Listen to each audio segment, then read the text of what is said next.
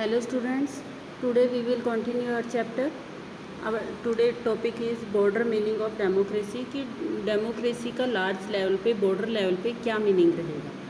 ठीक है, उसके बारे में करेंगे। लास्ट हमने किया है उसके argument in favour of democracy, argument against democracy and feature of democracy. These are the important question of this chapter. Okay, आज हम कर रहे हैं बॉर्डर मीनिंग के बारे में करेंगे। डेमोक्रेसी का मीनिंग क्या रहेगा इसमें हम यहाँ पे पॉइंट वाइज देखते हैं। Modern democracy involve such a large number of people that it is the physically impossible for them to sit together and take a collective decision. तो यहाँ पर हम कह रहे हैं कि यहाँ पर बात हो रही है कि जो इलेक्टेड रिप्रेजेंटेटिव है कि हम लोगों रिप्रेजेंटेटिव को इलेक्ट क्यों करते हैं डेमोक्रेसी में। ठीक है, अगर डेमोक्रेसी है डायरेक्टली जो पीपल हैं वो भी पॉलिसी मेकिंग में पार्टिसिपेट कर सकते हैं, लेकिन कई बार क्या होता है जो लार्ज कंट्री है, पॉपुलेशन जहाँ पर ज़्यादा है, तो वो सारी की सारी पॉपुलेशन है वो डायरेक्टली पार्टिसिपेट नहीं कर सकती। ठीक है, वो डायरेक्टली इन्वॉल्व नहीं हो सकती। यही रीज़न है कि हमें रिप्रेजेंटेटिव इलेक्ट करने होते हैं। ठीक है, और वही हमारे बिहाफ पर डिसीजन मेकिंग करते हैं। ठीक है, even if they could the citizen does not have the time, the desire और the skill to take part in all the decision. तो यहाँ पर हम ये भी कह सकते हैं कि सिटीजन के पास प्रॉपर टाइम नहीं होता। कोई ज़रूरी नहीं है कि सारे के सारे सिटीजन हैं वो पॉलिसी मेकिंग में पार्टिसिपेट करें या नहीं करें। ठीक है ना, अगर हम डायरेक्ट डेमोक्रेसी रखते भी हैं तो उसमें सारे के सारे जो सिटीज़न हैं वो पार्टिसिपेट नहीं कर सकते, और सबके पास प्रॉपर स्किल भी नहीं होती कि वो डिसीजन मेकिंग में पार्टिसिपेट कर सकें। ठीक, और जो हमारे पॉलिटिशियन होते हैं, जो हमारे रिप्रेजेंटेटिव होते हैं, मोस्टली उसमें स्किल्ड होते हैं, वो कुशल होते हैं, उनमें रिप्रेजेंटेशन की क्वालिटी होती है, तभी वो इस फील्ड में आते हैं। ठीक है, तो इसलिए क्या है डेमोक्रेसी में हमारे जो रिप्रेजेंटेटिव है वो पार्टिसिपेट करती हैं। This give us the clear but minimal understanding of democracy. ये क्लियर है लेकिन डेमोक्रेसी को कुछ पार्ट ही हमें समझ में आता है डेमोक्रेसी का। अगर हम ये चीज़ें केवल ये चीज़ें ही पढ़ें, ये पॉइंट ही पढ़ें, तो इसमें डेमोक्रेसी प्रॉपर रूप से हमें समझ नहीं आएगी। इसके लिए हमें और लार्ज लेवल पे डीपली इसको स्टडी करना पड़ेगा। This clearly help us to distinguish democracy and non democracy. ठीक है, तो ये हेल्प किस में कर रही हैं डेमोक्रेसी में, डेमोक्रेटिक जो कंट्री और नॉन डेमोक्रेटिक जो सिस्टम होता है उसमें हेल्प करती है, उसको पहचानने में, उसमें डिफ्रेंशिएट करने में उसको, तो ये हेल्प कर रही है। But it is not allow us to distinguish between the democracy and good democracy. लेकिन जो हमने पॉइंट किए हैं तो इसमें हम ये नहीं कह सकते कि ये गुड डेमोक्रेसी है और एक ओनली सिंपल डेमोक्रेसी। ठीक है, it does not allow to us see the operation of the democracy beyond government. For this we need turn to broader meaning of democracy. तो इसके लिए अगर हमें ये कंपैरिजन करना है कि डेमोक्रेसी और एक अच्छी डेमोक्रेसी, गुड डेमोक्रेसी क्या होगी, एक अच्छी सरकार क्या होगी, तो उसके लिए हमें डेमोक्रेसी के बॉर्डर मीनिंग को जानना होगा। Sometime we have democracy for organisation other than the government. ठीक है, कभी कभी क्या होता है कुछ ऑर्गेनाइजेशन होते हैं वो भी गवर्नमेंट की बजाय क्या होते हैं, डेमोक्रेटिक होते हैं। जस्ट रीड दी स्टेटमेंट, हम यहाँ स्टेटमेंट से समझ सकते हैं इसको। We are a very democratic family. जो हमारी फैमिली है वो एक बहुत डेमोक्रेटिक है। Whenever a decision has to be taken we all sit down and arrive at the consensus. My opinion matter as much as my father's. तो यहाँ पर हम क्या कह सकते हैं कि ये गवर्नमेंट है, अगर इस तरह से डिसीजन लेगी तो वो एक अच्छी डेमोक्रेसी होगी।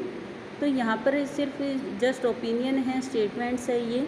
तो इसमें कहा है कि एक फैमिली में जब भी डिसीजन लिए जाते हैं, अगर फैमिली मेम्बर सारे वहाँ पर बैठेंगे और सभी की जो भी ओपिनियन है, सभी की जो राय है, इवन चाहे वो छोटा बच्चा है या बड़े हेड ऑफ़ द फैमिली है, सभी के ओपिनियन को जाना जाएगा और उनको ध्यान में रखकर ही डिसीजन लिया जाएगा, तो वहाँ पे डेमोक्रेसी है।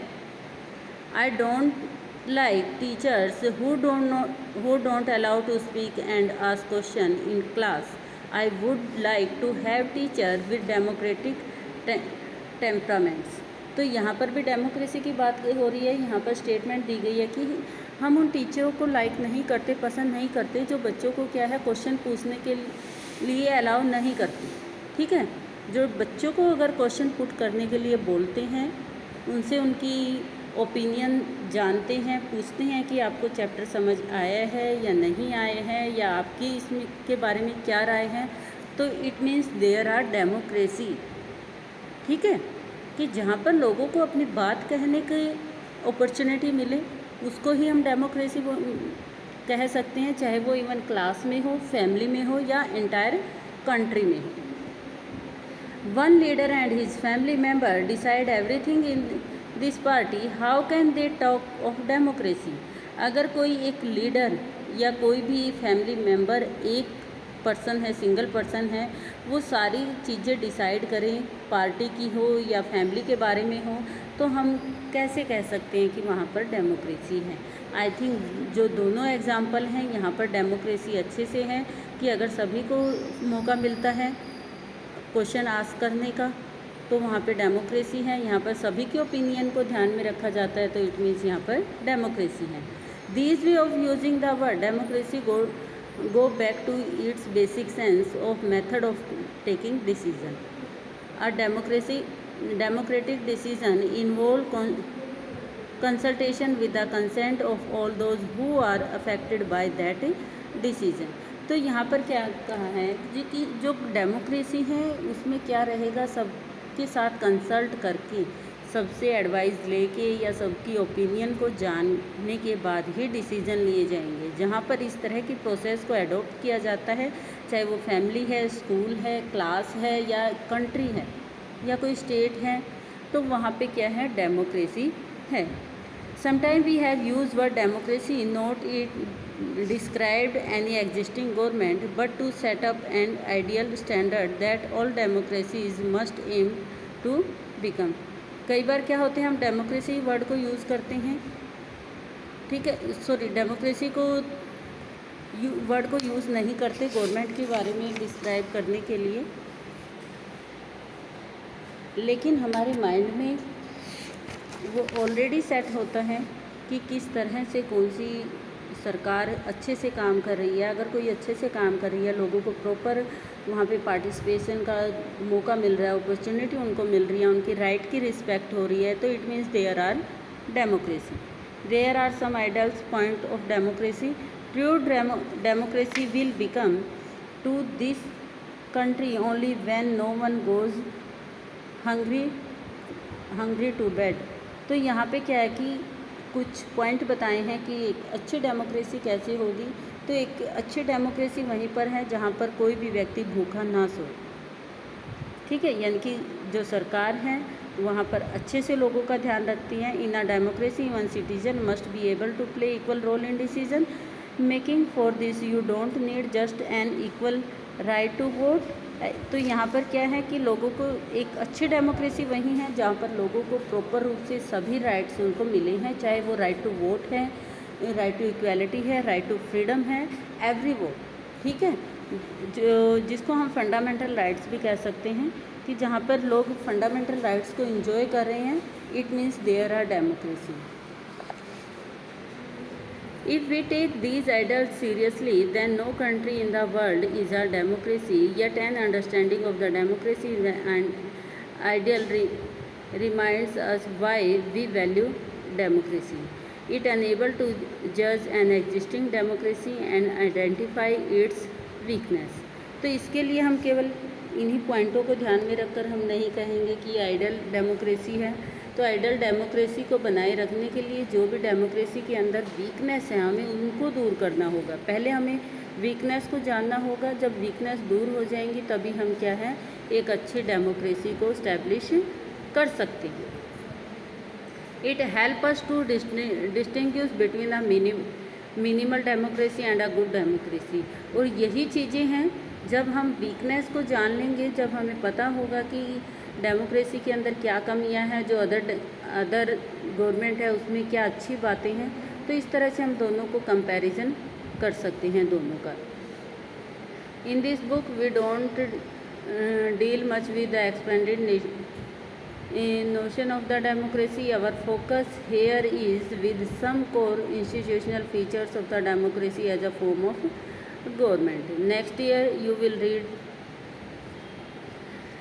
about a democratic society and ways of evaluating our democracy. At this stage we just need to note that democracy can apply to many shapes of life and that democracy can take many form.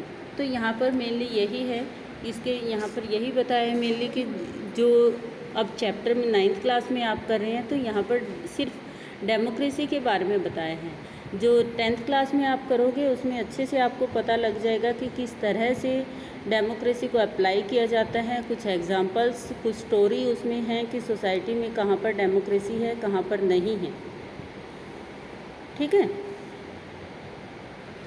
इस तरह से हम कह भी सकते हैं कि कोई भी कंट्री है वो परफेक्ट डेमोक्रेसी नहीं हो सकती वहाँ पर, क्योंकि हर कोई पर्सन है या कंट्री है या कोई भी सिस्टम है, कुछ भी चीज़ परफेक्ट नहीं हो सकती। कुछ ना कुछ वीकनेस हैं, कुछ नेगेटिव पॉइंट हैं, वो सभी में रहते हैं। इसी तरह से जो हम फीचर्स को अगर हम ध्यान में रखें, फीचर्स को ध्यान में रखते हुए ही हम डिसाइड कर सकते हैं कि कहाँ पर अच्छी डेमोक्रेसी है और कहाँ पर सिंपल डेमोक्रेसी है या कहाँ पर डिक्टेटरशिप है। ठीक है, इन चीज़ों को हम ध्यान में रखकर ही डेमोक्रेसी के बारे में हम अच्छे से जान सकते हैं। I think this is sufficient for today and your chapter is complete. Thank you.